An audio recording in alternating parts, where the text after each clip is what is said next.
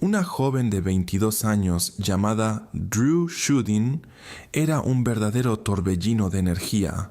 Así la describían todos los que la conocían.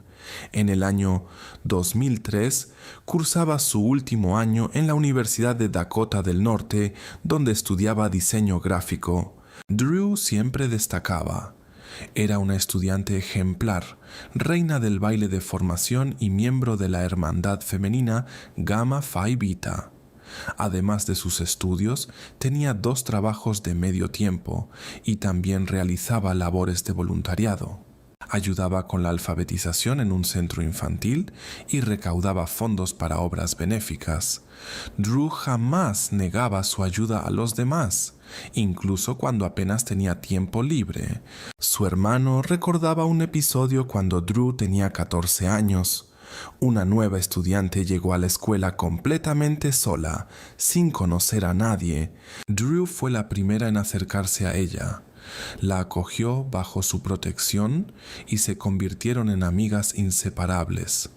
Desde pequeña le gustaban los deportes, como el voleibol, el baloncesto y el golf, pero su verdadera vocación era el arte. En la infancia incluso recibió el apodo de Centelleo. Siempre estaba dibujando, tomando fotografías o creando algo. Su padrastro solía decir: donde yo veía una hoja en blanco, ella veía profundidad, diversidad y belleza. Era su estado natural. El 22 de noviembre de 2003, Drew trabajaba en la tienda Victoria's Secret del centro comercial Columbia Mall en Grand Forks. Tras finalizar su turno a las 4 de la tarde, decidió hacer algunas compras. Una hora después llamó a su novio, Chris. Llevaban juntos alrededor de 5 meses y él también estudiaba diseño gráfico. Drew le contó con entusiasmo sobre una cartera nueva que había comprado para su madre con descuento, usando además un cupón de regalo. Mientras continuaba la conversación, se dirigía a su coche en el estacionamiento. Tenía otro turno programado unas horas después y tenía prisa. Cuando llegó al vehículo, Chris la escuchó decir: «Está bien, está bien». Luego: «Dios mío». Y enseguida se cortó la llamada. Tal vez la señal falló, o tal vez él solo escuchó una parte de lo que dijo. Chris estaba cargando unas cajas en ese momento, con el teléfono al hombro, y sabiendo que Drew pronto debía volver al trabajo, simplemente siguió con sus tareas. A las 7:40 de la noche, Chris recibió otra llamada desde el teléfono de Drew, pero esta vez solo se escuchaban interferencias, el ruido del viento y sonidos como de teclas siendo presionadas. Después de 20 segundos la llamada se interrumpió. Preocupado, Chris llamó a Meg, la compañera de cuarto de Drew. Entonces se descubrió que Drew no había regresado a casa. Meg llamó al bar El Rocco, donde Drew debía cubrir su segundo turno, pero allí tampoco la habían visto. Después de varios intentos fallidos de establecer contacto, Meg y Chris decidieron llamar a la policía. Alrededor de las 8 de la noche, cuando ya estaba completamente oscuro y comenzaba a nevar, la policía llegó al estacionamiento del centro comercial. El lugar estaba casi vacío. Solo quedaban algunos autos del personal. Por eso, el coche rojo llamó de inmediato la atención. En los asientos traseros había objetos dispersos, ropa para cambiarse, bolsos y paquetes de comida. Aunque el interior estaba desordenado, parecía más bien el coche de una persona ocupada, siempre en movimiento, que el resultado de una acción apresurada. Dentro del vehículo había una bolsa comprada a mano, destinada a la madre, y una cartera con dinero y tarjetas, objetos que suelen llamar la atención durante un robo. Cerca de la rueda trasera izquierda encontraron una pequeña funda negra de cuchillo. Este hallazgo cambió drásticamente el rumbo de la investigación. Informaron al padre de Drew, Alan, quien inmediatamente se trasladó a la ciudad. Al ver el coche vacío de su hija y a la policía alrededor, quedó tan impactado que realizó una pequeña vigilia junto al vehículo, describiendo la noche como terrible y angustiante. Los expertos examinaron la funda y determinaron que era parte de un set normalmente vendido en las tiendas Menards, una cadena que ofrece de todo, desde muebles y herramientas hasta alimentos y juguetes. El cuchillo era de un modelo específico, lo que ofreció una pista clave para la investigación. En el coche de Drew no se encontraron señales de incidente. Las cerraduras no estaban forzadas, nada estaba roto ni dañado. Se presume que el desagradable encuentro ocurrió poco después de que se acercara a su vehículo. Los investigadores descubrieron que Drew realizó 2 llamadas a Chris, la primera seguramente desde el centro comercial, y la ubicación de la segunda, hecha unas horas más tarde, aún necesitaba confirmarse. Las autoridades hablaron de inmediato con Chris y descartaron su implicación.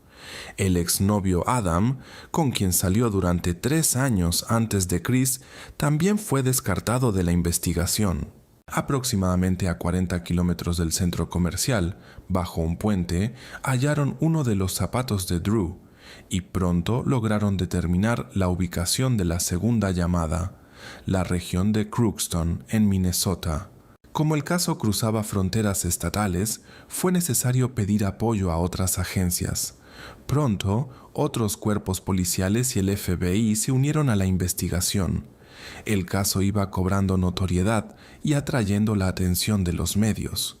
Uno de los investigadores comentó que Drew era como una hija para muchos residentes locales. La gente se sentía reflejada en esa situación y deseaba colaborar, sin necesidad de que se lo pidieran. Los habitantes de Grand Forks estaban tan preocupados que cuando las autoridades solicitaron voluntarios, 1,300 personas respondieron. Lo hacen por el deseo de ayudar a Drew. Es algo que nace del corazón, dijo el sheriff del condado de Polk. Otro detective recordó. En pocos días, todo creció de forma increíble. Había camionetas de televisión con antenas elevadas por todas partes. El ambiente era muy tenso y poco común para todos nosotros en el departamento de policía de Grand Forks.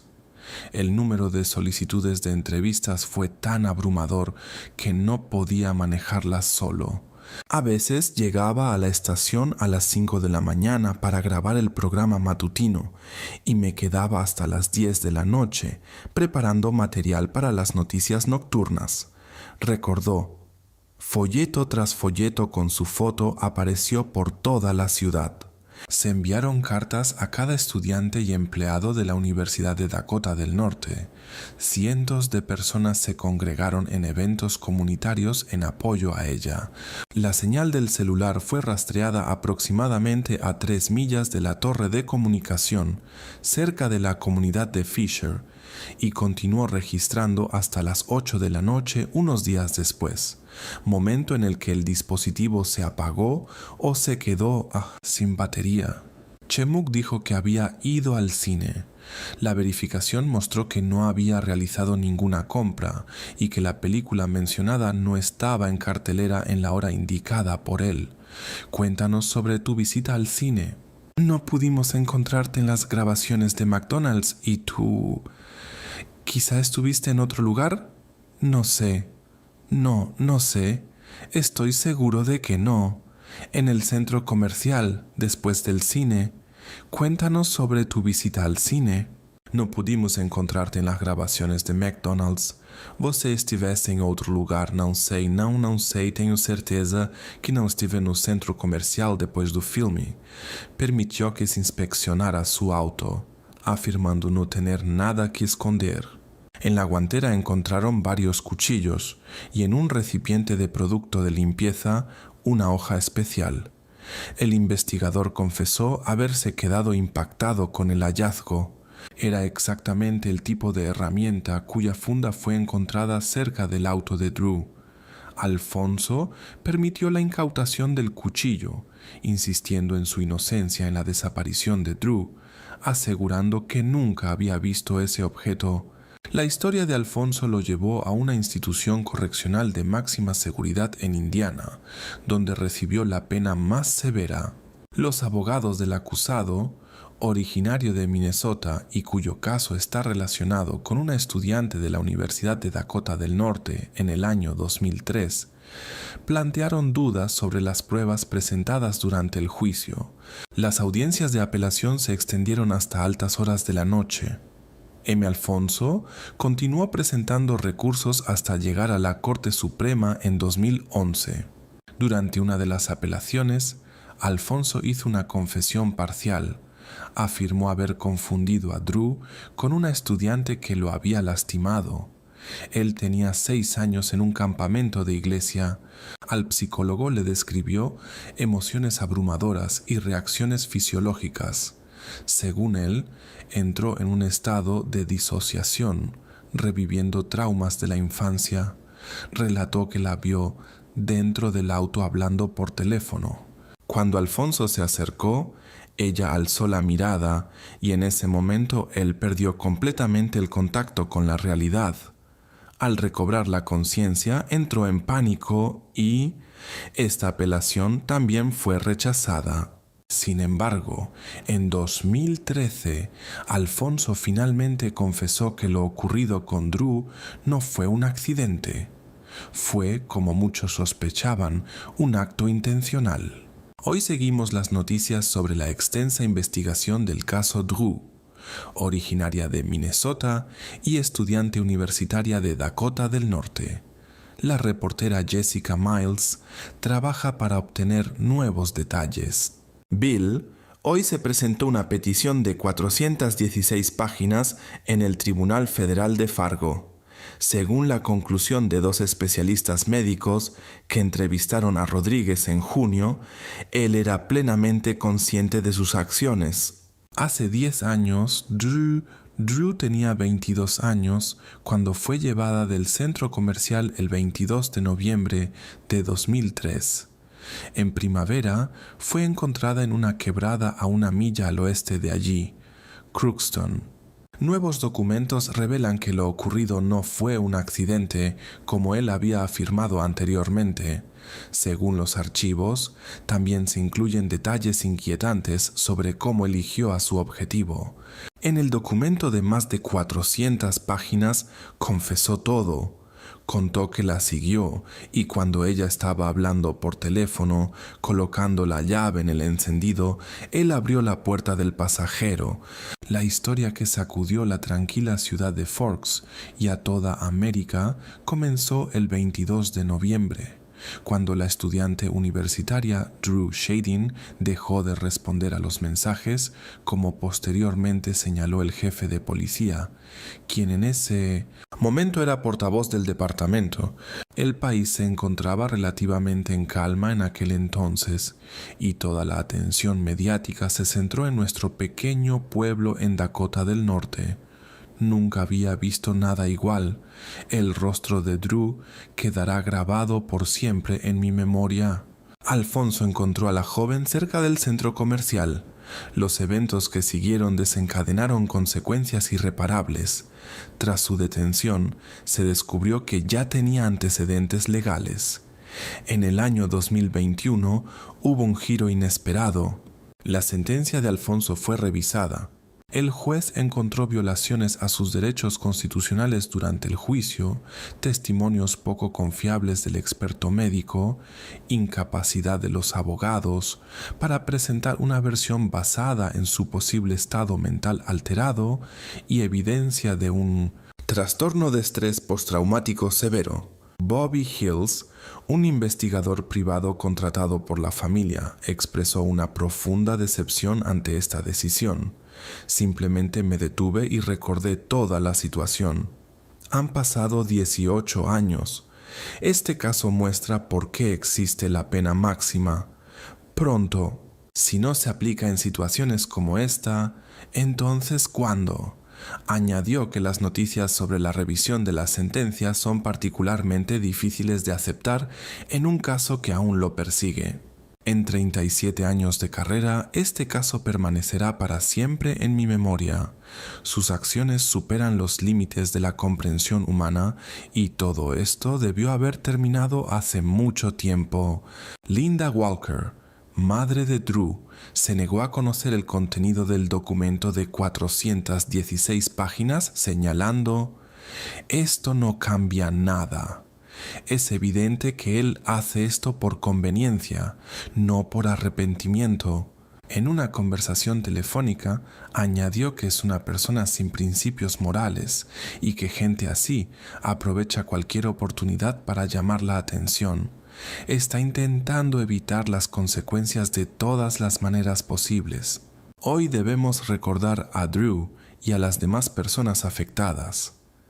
El 18 de mayo del 2023, Alfonso Rodríguez Jr. recibió una nueva sentencia: reclusión perpetua sin posibilidad de libertad condicional. La historia de Shadin dejó una marca imborrable en la memoria de la comunidad local.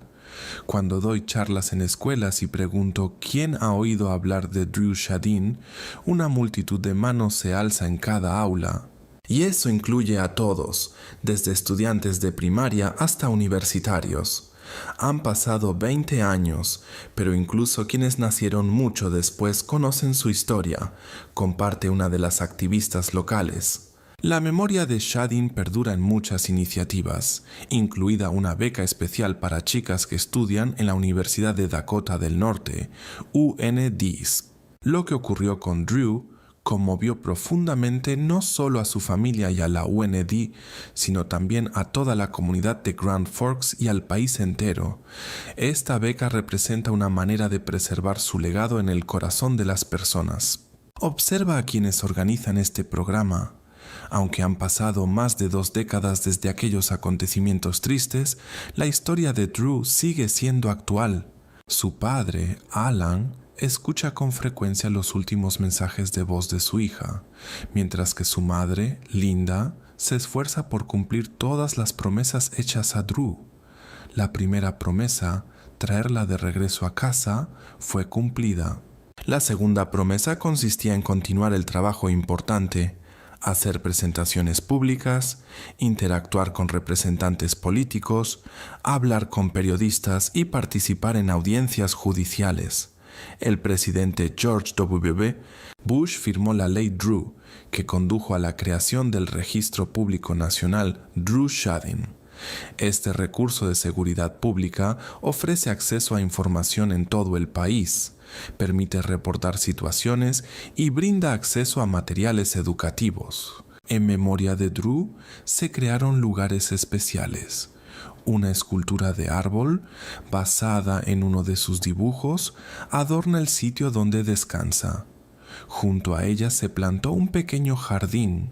Incluso después de tantos años, la presencia de Drew se percibe en toda su ciudad natal. Ella sigue siendo una parte importante de la comunidad local.